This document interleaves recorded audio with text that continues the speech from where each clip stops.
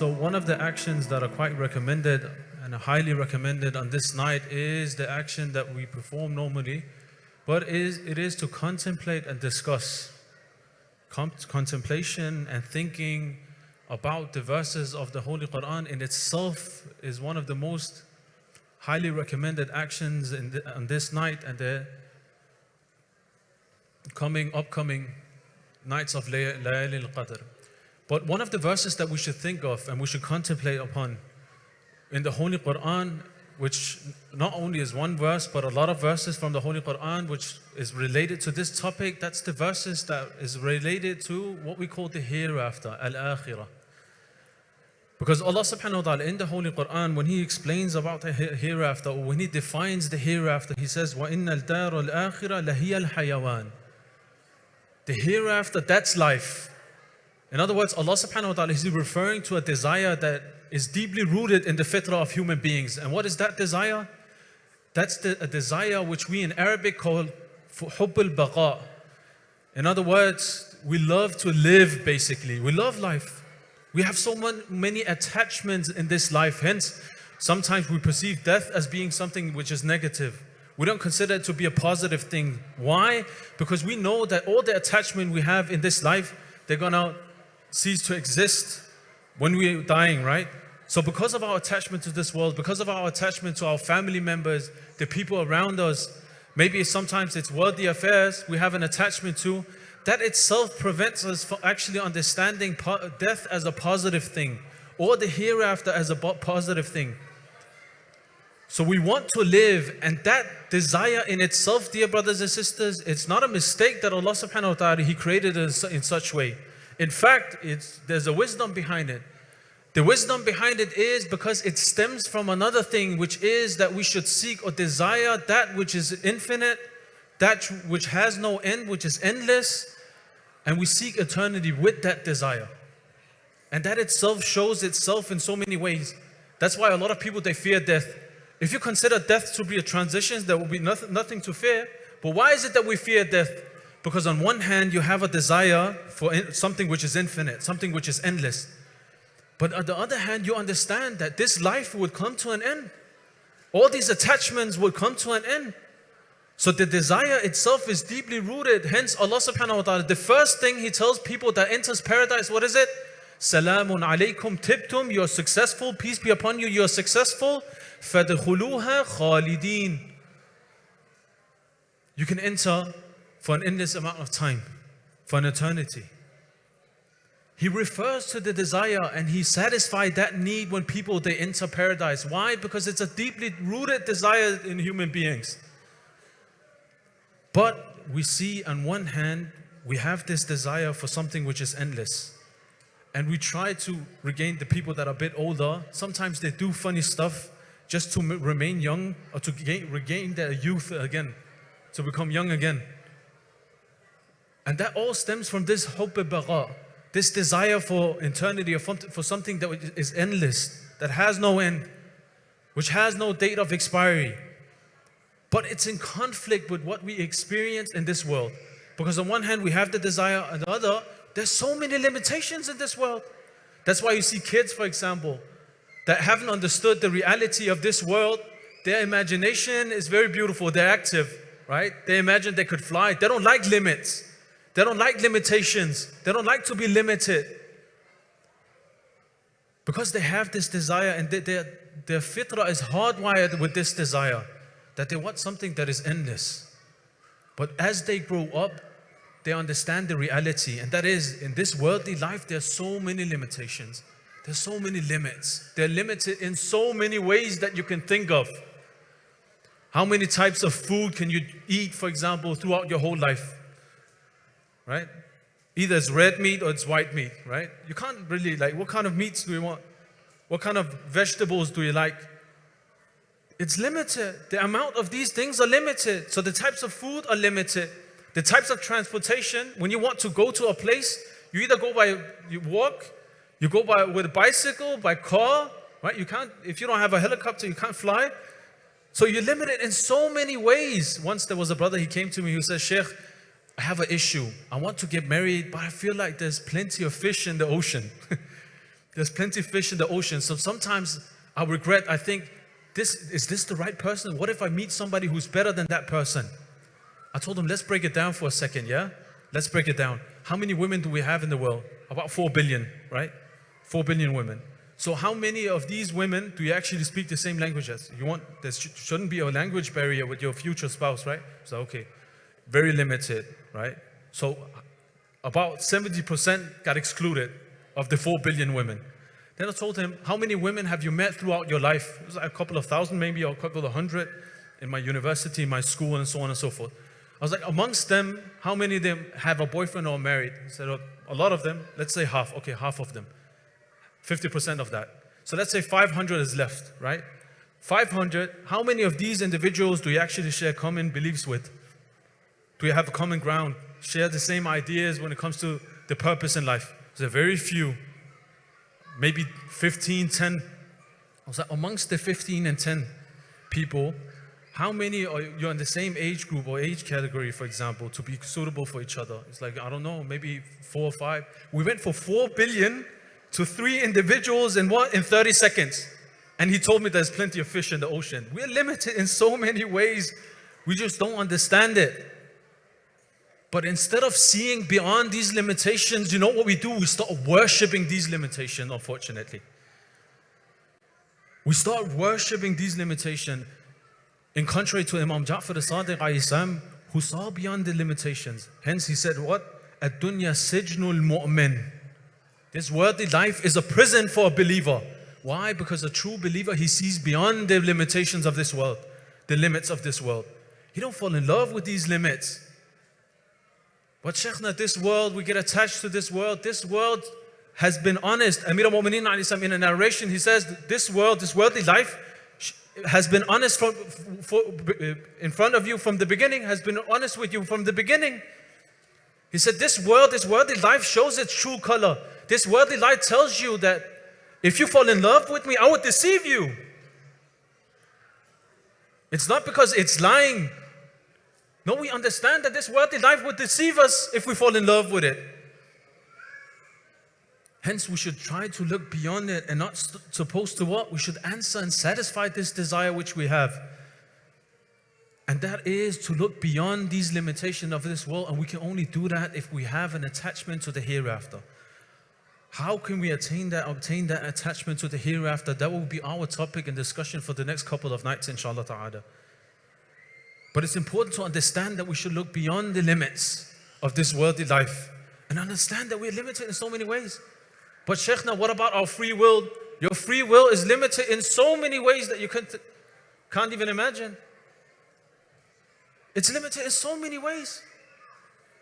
Just because you have a free will doesn't mean that you can do whatever you want. Who said that?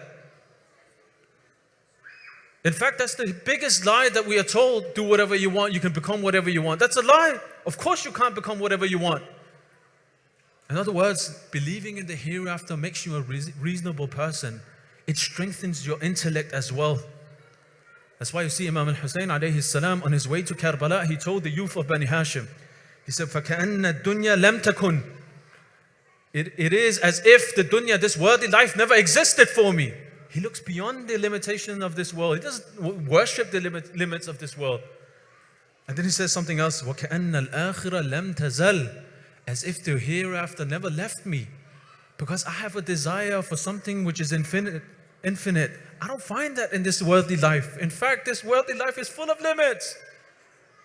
Even when it comes to choosing a house, for example. Yeah, there was a brother once, he said, Sheikh, now are you telling me that having a house with 1 bedroom is similar or equal to having a house with 10 bedrooms or 20 bedrooms? I was talking, if you're going to sleep at night, how many beds do you need, brother?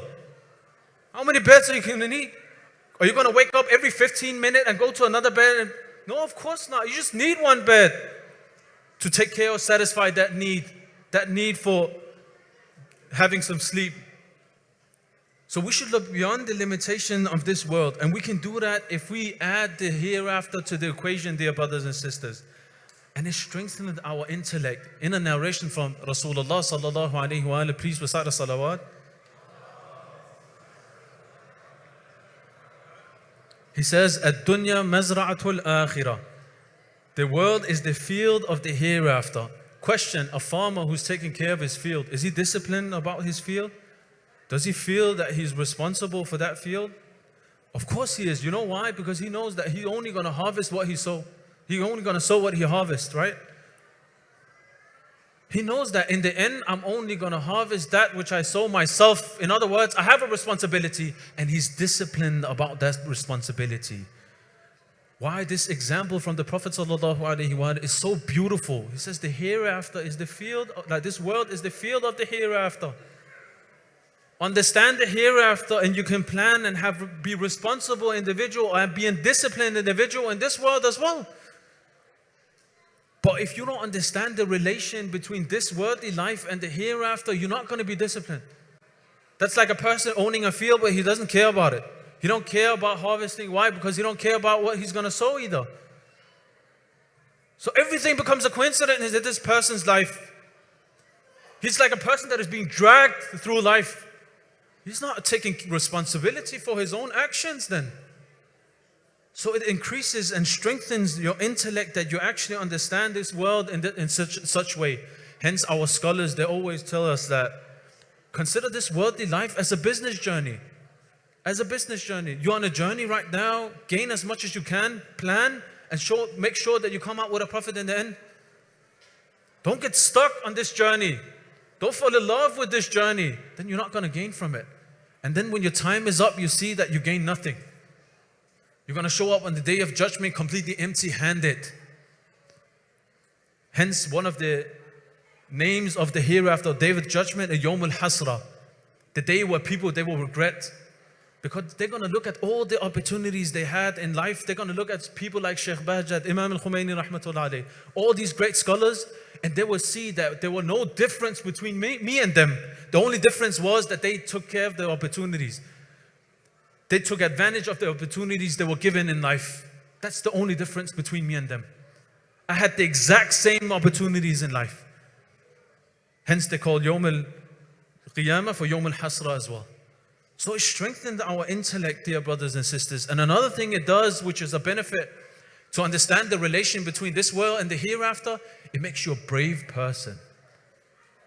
Who's a scared person? A person who sees a nightmare. He experiences a nightmare, having a nightmare, but he doesn't understand that it's a nightmare.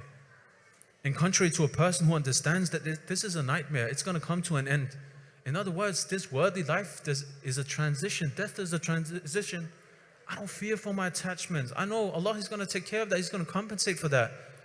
I just have to take care of my responsibility. You become a brave person, not like a scared person who's submitted to his attachment to such an extent that he has to be dragged towards the grave. No, in fact, you become like the shuhada, where you're willing to sacrifice your life for the greater cause as well. That's how brave you become if you understand the relation between this world and the hereafter. But it's conditioned by that, dear brothers and sisters. Hence Allah subhanahu wa ta'ala, when He talks about the individuals that convey the message of Allah, what is it that He says? الَّذِينَ يُبَلِّغُونَ رِسَالَاتِ اللَّهِ وَيَخْشَوْنَهُ وَلَا يَخْشَوْنَ أَحَدًا إِلَّا اللَّهِ. The people that convey the message of Allah subhanahu wa ta'ala, and they fear Allah and fear no one except for Allah subhanahu wa ta'ala. They are brave individuals. They're not scared for the worldly interest anymore, because they understand that this is a transition from one life to another. And in fact, when we have to plan, dear brothers and sisters, do it backwards. Look at the hereafter and plan your life in accordance with what? The hereafter. And life becomes so much more beautiful. You become a brave person. You feel a responsibility now. You're disciplined about that responsibility. You're not going to be a heedless person, an ignorant person. But unfortunately, because we don't understand the relation, like Amir al-Mu'mineen alayhi salam, he said that people, they are enemies of that which they are ignorant of. أَعْدَاءَ مَا جَهِلُوا. Then we consider death to be a bad thing, and we hate death. We hate this transition. But if you understood this relation in its right context, I'm telling you, not only in the hereafter it's going to benefit us, also in this worldly life as well. Not going to be scared individual that keep submitting ourselves to one or two worldly desires, dear brothers and sisters. And we have to understand the concept of time. So it's conditioned by us understanding the concept of time. Whether you like it or not, time passes by and it does it quickly. It doesn't wait for you. But unfortunately, we still have the same perception of time as if we were children. If you tell a child, for example, I experienced it with my own son. I tell my son that, no, you can't have an ice cream today. I'm going to give you next week, next Friday. He's going to, no, I want the ice cream right here, right now.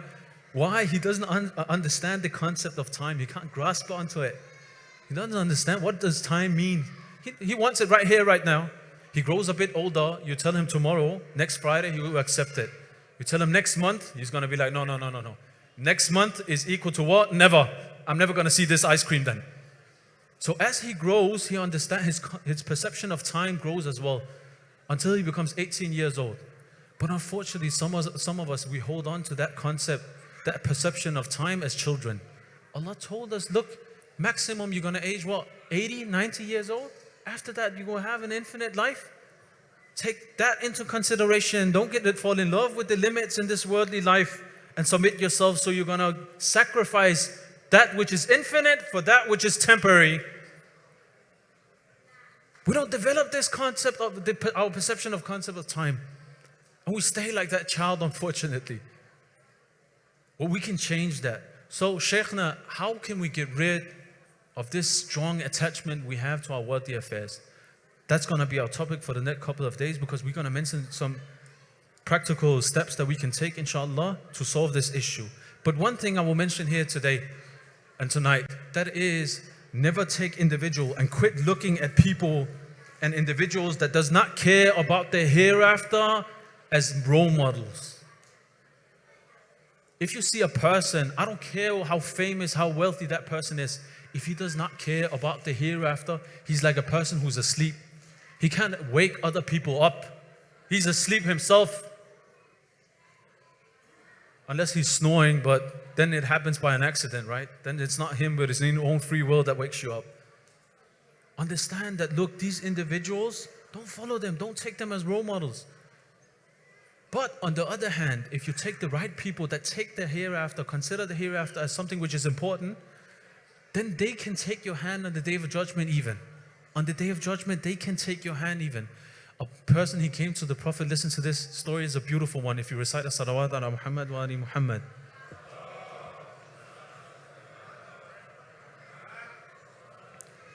A person, he came to the Prophet sallallahu alaihi wa alihi, he sat down next to the Prophet in the masjid. So he kept staring at the Prophet, and the Prophet looked at him and was like, so, what's up? What's going on? He said, nothing. I love you. I love you. I have a deep love for you. The Prophet said, okay, that's fine, So he stood up and he left this person. He went out of the masjid. Then he came back. After a couple of minutes, he came back to the masjid and he sat down next to the Prophet and he started staring at the Prophet again. The Prophet looked at him and he said, what happened? You were supposed to go. Why are you sitting here again? He said, no, I missed you. After a couple of minutes, I started missing you. So I was like, let me go back to the masjid, sit next to the Prophet so I can look at him. He said, then I thought to myself, Ya Rasulullah, if I miss you just after a couple of minutes, if I start missing you, what about the hereafter? What about the hereafter? If I'm not in the same stage in paradise as you, how can I'm going to miss you then. Then this verse from the Holy Quran was revealed to the Prophet sallallahu alaihi wa sallam. وَمَن يُطِعِ اللَّهَ وَرَسُولَهُ فَأُولَٰئِكَ مَعَ الَّذِينَ أَنْعَمَ اللَّهُ عَلَيْهِم مِّنَ النَّبِيِّينَ. The people that obeys Allah subhanahu wa ta'ala and His Messenger, they are with the people that what? أَنْعَمَ اللَّهُ عَلَيْهِم, which Allah subhanahu wa ta'ala had bestowed His blessings upon from the prophets. He said, obey Allah subhanahu wa ta'ala and the Messenger, don't worry about it. You're not going to miss it in the hereafter because I will be right next to you. That's simple. Why? Because he went and he wanted to satisfy the need for something which is infinite through who? The Prophet sallallahu alaihi wasallam. A person who understood the relation between this world and the hereafter and always looked at the hereafter before he was planning this worldly life. Hence the Prophet were able to take his hand with him to enter the same stage of paradise as this person. May Allah subhanahu wa ta'ala give us the tawfiq to find an attachment to the hereafter so we can plan our worldly life based on the hereafter, inshallah ta'ala. In a narration, we read that Amir al-Mu'mineen alayhi salam in the holy month of Ramadan, every time he used to eat iftar, he used to go to one of his children's house. So one night he would go to Imam al-Hasan alayhi salam, the other night he would go to Imam Hussein alayhi salam. But on the 19th of Ramadan, Laylatul Qadr, he went to the house of Lady Zainab salamullah alayha. He went to the house of Lady Zainab. So as he was eating iftar with Lady Zainab noticed that Amir al-Mu'mineen alayhi salam was a bit worried. So Lady Zainab became worried as well.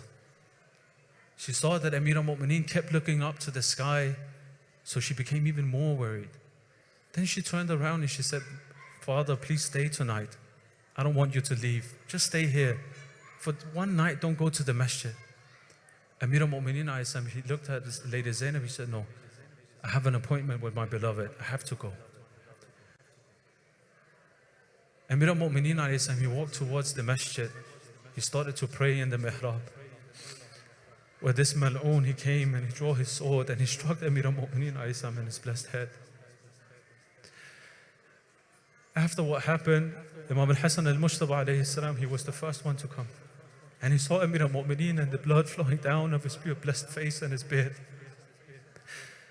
So he looked at Amir al-Mu'mineen alayhi salam and he said, Ya Baba, why has he done to you? Imam al-Hasan started shedding tears, started crying. He helped Amir al-Mu'mineen alayhi salam walk towards his home. As he was lying, Imam al-Hussein alayhi salam arrived as well. And Imam al-Hussein alayhi salam, when he saw Amir al-Mu'mineen alayhi salam and the blood on his face, he started crying as well. He started shedding tears as well. Amir al-Mu'mineen alayhi salam, he looked at Imam al-Hasan, he looked at Imam al-Hussein, he said, my sons, have patience. I don't experience no fear. I don't experience no pain. Have patience. Things happen. But when Lady Zainab salamullah alayha, she entered the house with Kulthum, and they sat next to Amir al-Mu'mineen and they start crying. Then Amir al-Mu'mineen alayhi salam didn't speak about patience. As soon as he saw Lady Zainab was shedding tears, he started to cry himself. As soon as he saw Lady Zainab crying out loud, he started to cry out loud himself. But Ya Amir al-Mu'mineen, if you couldn't handle or take that, Lady Zainab salamullah alayha was shedding tears in front of you. Where were you in Karbala when she was sitting on the hill and she was looking out in the desert and her brother was lying in the sand? Where were you when this mal'oon, he sat on the chest of Abu Abdullah alayhi salam and she shouted out, don't you have any shame? Do you know his chest that you're sitting on? Do you know who kissed the blessed neck of this person that you are sitting on? Ala la'natullah ala qawmi al-zalimeen. Wa sallallahu ala Muhammadin wa alihi at-tayyibin at-tahirin.